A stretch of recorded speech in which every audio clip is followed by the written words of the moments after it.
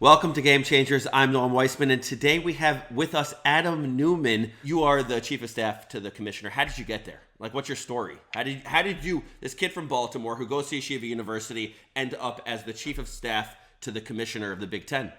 It's a little bit of a wild ride that includes a lot of faith. I think a lot of it starts with family and friends.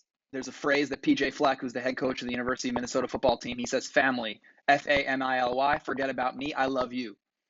And I grew up in a house that was very much like that. Like, forget about me, I love you. Putting others first at all times. What's best for the kid? What's best for, the development of the kid? What's best for the athletics of the kid? What's best for the mental health of the kid?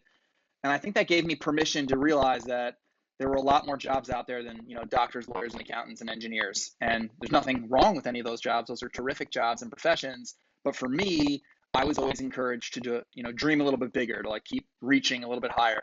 And you decided right away as one of your first initiatives to focus on mental health, right? That to me doesn't jump out and say, oh, Big Ten sports, let's focus on mental health. Why did you focus on mental health? I think we believe that mental health and continue to believe that mental health is a silent epidemic. When you break your arm, you go get a cast and you go to school and people sign your cast. And it's really fun. It's something like your parents when you're young encourage you, like, oh, you'll get your cast signed. It's almost like a silver lining. There's no silver lining in mental health. No one's patting you on the back when you go to a therapist. It's very secretive. It's very inhibited. It's something that people are scared to talk about their emotions. And that's a result of a lot of different things. But for us, one of our biggest initiatives was a commitment to see all 350 teams in the Big Ten play, which was a very, very large commitment to see all of those teams. And one of the main reasons of doing that was to go on campus and to meet with all the student athletes. And we would speak to the kids on campus, the student athletes, and these are kids age ranges 17 to 23 typically. Without a doubt, the number one topic on campus was mental health. We look at sports as an entree into shedding light onto major issues of our time. So if we can take sports and we can look at it as this hub to shine light on mental health, on voter registration, on financial literacy, on cancer awareness. If we can do those kind of things, we're doing what we're supposed to be doing with sports. It's not just about who's winning and losing in the win column. It's not just about television deals. It's not just about, the name that you wear on the front of your jersey. It's really about creating a way for people to look into a world to serve as sort of like a paragon to what we all can be, and we can shine light on a lot of different values. So what are some initiatives that you've worked on, that you've really initiated to make happen in the world of the Big Ten? What's an example of something?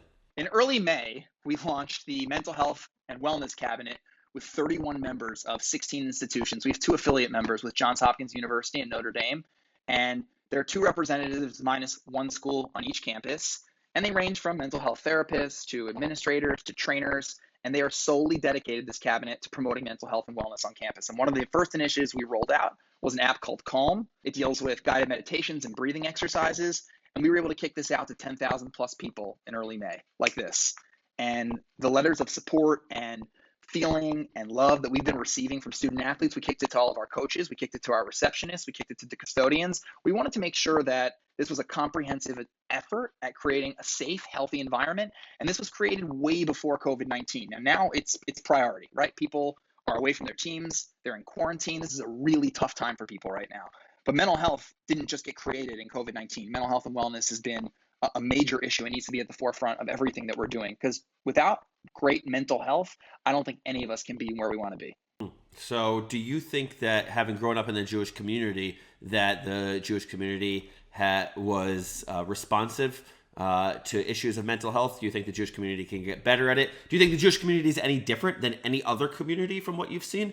I think that the Jewish community certainly has to improve. I think every community needs to improve on mental health. Unfortunately, like I said, it's just not something that's seen to the naked eye, and we are people of experience. And if we can't touch it and we can't feel it, we can't understand it, people will say I'm depressed. Until you are depressed or you've spoken to someone who describes what a thick darkness looks like with this horrific, basically a hallucination that things will never be different than they are right now. I find that to be when I speak to people that are suffering, that they cannot see different than they see right there.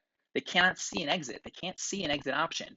And that's why, unfortunately, we have seen the suicide rates go up on campus. If we can teach people to have more self-love, self-respect, if we can get people on the proper medications, if we can get people the right talk therapy or the right friendships or the right communities, we can really do a lot better by people. And if we do that, I think we can make a better community for everybody, including the Jews. I think sometimes we we complain that there aren't enough resources. And I think sometimes to your question about what the community can do better, I think we need to do a better job of referring people to those resources and say, hey, listen, I think you would benefit from seeing a therapist. And I have had the privilege, and I mean that honestly, of saying that to a few friends on a few occasions. And I've had the privilege of hearing that from a few friends on a few occasions. And I think that's really critical that that becomes part of our lexicon, part of our language, part of our vernacular. We need to make sure that we have tailored solutions to different people, but there are a lot of solutions now, and we just have to keep opening people's eyes to them. So tell me about the bandana project. I've heard about this bandana project that you've worked on.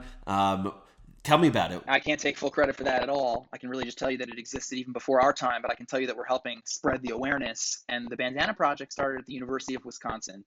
And students had sort of had enough with hearing about suicide stories across the country. And they said, hey, what if we held a time period where people could come and meet and they could get educated a little bit on suicide prevention, a little bit on mental health. We could give them pamphlets and brochures to keep in their bags, and they would tie a lime green bandana to their backpack.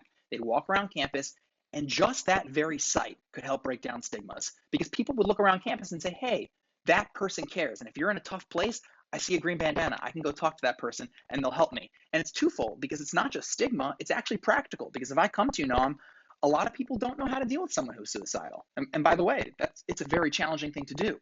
There aren't right answers necessarily, but to be able to raise your hand and say, I want to voluntarily train to be someone who can be a shoulder for someone and guide someone to the counseling center and walk them to the counseling center and be a friend to them and be an ear to listen and a shoulder to cry on and help them towards a path of recovery. I thought that was an incredible thing. When you started the mental health initiative, was it well received? I saw that so many different news outlets like ESPN covered it, and others. How was it received overall? It was received terrifically. We were just not astonished by the support. We were just thrilled by the support. There were several major newspapers writing feature stories on the article and about the press release. Just the idea of really, again, gathering 31 mental health professionals coming together to say, this is a major issue. This is not something we're going to like close our eyes and pretend it doesn't exist. I think sometimes we seek to change massive problems and we try to get huge numbers. This is not about me coming to you in 2 months and saying, hey, Noam, guess what? Look at the utilization rate on our app that we gave to Calm. Would I love it if I could tell you that of the 10,000 plus people that we gave and distributed this award-winning app to of Calm, that 90% are using it? Yeah, I would love that. That would mean a lot to me. But if I came back to you and told you that I got one email from one kid who told me, hey, Adam, I got on Calm. It's helped me do some breathing exercises in the morning. I've had a really rough year. My family life's been a mess. I got cut from the team. I'm benched. I'm trying out a different sport. I'm really struggling in school. Maybe my girlfriend dumped me. If that one kid can say he's doing a little bit better, every single thing we're doing is worth it. Someone from the outside might look at that and say, that's not focused on sports.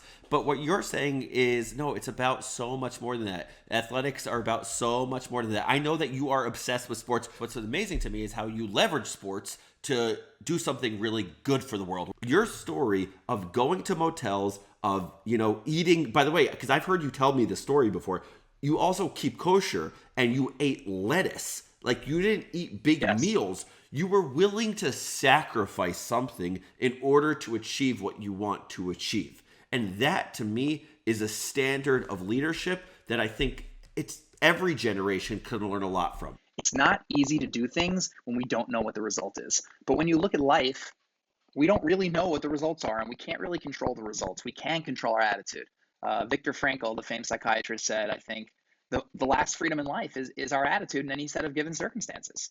And it's true. There are a lot of lessons that are being derived out of sports that I think people don't necessarily see for the naked eye, but that's what makes it such a privilege to be able to stand on the Big Ten and work with the Big Ten on really shining light on mental health and shining light on voter registration and financial literacy and cancer awareness and all sorts of different items that we can do because we have a platform and we have an audience. It's all about being on a spectrum. It's not like there are people who have mental health issues and then everyone else. That is a way, when we view it like that, that's totally stigmatizing mental health. All of us have different challenges, different things that we need to think about in order to get to be our most healthy selves, whatever that is. If you start grouping mental health as people that you think have diagnosable disorders and then just a routine person, I don't think that's fair to the population, and I think it's intellectually dishonest. I think we all are battling with different issues and different things surrounding our mental health, and problems of the mind are a lot harder than problems of the physical body. And I think we all know that from our own personal experiences, whether it's temporary grief from a family member passing away, or it's a full-on depression, or it's anxiety, or it's bipolar disorder. All of these items can be dealt with, can be helped, and there are a lot of people that do want to help, but we have to make it clear to people that they exist. I assume you've watched you've been watching The Last Dance. That's my assumption. Yes, And sir. It's been amazing. and so I want to ask you, when you watch The Last Dance, what do you think about in terms of leadership? What have you learned about it in terms of leadership? In terms of leadership, what I love about Michael Jordan the most probably is his hustle. I think he's the kind of person that at all times is trying to be his best. And I think from a leadership perspective, I have found that to be just critical in sort of everything that you do, that you're really actually exerting yourself. When you look at that kind of attitude, I think that's really the only way I think we can really succeed at peak performance. Not to bring this exactly back to mental health, but it's true. You have to have a certain level of mental health to be able to do that. Too often people reflect on mental health and say, oh, it's a time of disaster. Not always. If you're just at neutral, you can't do what Michael Jordan did. Like, you have to have a hustle. So I'll ask people all the time, like, what is your staying in a motel eating lettuce every day? Like, what is that to you? Where are you showing that? That can't just be in ideal circumstances when we're working hard. And Michael Jordan showed that in spades. I want to go into a different topic, Judaism. Speak to me about that. What's it like to be Jewish in a leadership position in the Big Ten? It's incredible, for the simple fact that Kevin Moore, my boss, the commissioner, is just so accommodating and thoughtful and accepting. He's often told me in personal conversations that he loves me, for my faith. That's something that he just really cherishes and identifies with. So that always means the world to me. But for me, I'm really paving my own way. There are very few Orthodox Jews in the sports world. I have a few mentors in the field. Steve Human is a mentor of mine, who I think you know, from California, who's an NBA agent. And there just aren't that many people to talk to. So you really are carving your own way. Who are the people that have inspired you to make the decisions that you have? I think I'd probably start with my dad. My dad's been a really large influence in my life. He's someone that has always believed in me. There's a great story from North Carolina State University. Jim Valvano was the head coach there. And Jim Valvano told his father, he said, one day my dream is to make it to the NCAA championship, and I'm going to win the NCAA championship, the basketball coach. And his father said, I'm going to be there. And he said, how do you know you're going to be there? Like, it might be on the road, you might be tired, you might have to talk to mom. And he's like, I'm going to be there when you win. A few years pass by, he still hasn't won anything at all the stops he's in. I think he was at Iona. And one day he's in his father's room and he sees a little bag in the corner. And he says, what is that? And Jim Valvano says, his father says, my bags are packed. Like, I'm on your team. I'm going to be there when you win the national championship. And I think the lesson is just so powerful, because the most powerful lesson that I think you learn from that is that he had someone who believed in him. He had someone who believed in him. And from day one, my father has been someone who has believed in me. And when you have someone whose bags are packed for you, even when you don't measure up, even when you screw up, even when you say something stupid, you're just not at your top moment. That's something that's pretty inspiring, and you just feel like you feel whole. And in turn, I think it's really important that you pack your bag for other people. And one of the terms we use in the Big Ten is sending the elevator down. And the elevator doesn't mean that everybody's all the way up at the top, and that only the executive of executives can send down help. Every single person can help someone review a resume. Every person can lend an ear. And if you have that opportunity, why not take it? You got to pack your bags for people. You got to have people that pack your bags. You got to find those people in your life. And, for me, that was my dad. When you hear these words, tell me what you think. Tell me what they mean to you. Resiliency. Just the ability to really push through tough times. That, you're going to be on the floor. Everybody's going to be on the floor, right? There's a famous, I don't know if it's Talmudic or biblical saying, like, Sheva yipol tzadik v'kam, right? You fall 7 times, but the righteous person gets up. And I think it's through the getting up that actually makes that person righteous. What about the word Shabbat? Shabbat has never become more critical for me. Rest, debriefing, turning technology off. And that's something, as we've mentioned, I have to explain to every single constituent that I'm talking to. And it's not a bad thing. I'm happy to do it, but this is not, I'm not living in Baltimore under the Eruv. To have people respect that, I'll literally be on meetings. And to give you an idea of how big of a mensch Commissioner Warren is, he will literally stop at, like, let's say Shabbat comes in at 7:30. He'll stop at 7 and say, Adam needs to go prepare for the Shabbat. I like him to have 30 minutes before to, get his mind straight. I don't want him to just rush into it. And every single time I've had people reach out to me and say, hey, hope your Sabbath was well. Hope your Shabbat was well. It's never been more important in my life. I mean that honestly. It has never been more important. I get to debrief. I get to talk to friends and family. I get to spend time with my parents. I get to read a book. I get to just not be on something technologically based, and it's critical. It's critical to my faith. It's critical to just my mental health. It's critical to just me being a person and being able to be refreshed for a full week, which it always seems to be. Adam, it was so awesome having you on the show. You've helped so many people, maybe that you've met, maybe that you haven't met, who are able to feel much more comfortable with themselves, and to feel more self-confident. And to that, I say thank you. And to that, I say you really are a game changer. So you're the man. Thanks, Tom. Thank you so much for joining the show. Thank you so much to everyone for joining the show. And you could follow us on YouTube and on Instagram and on Twitter. You see it in the screen right there. And have a great day.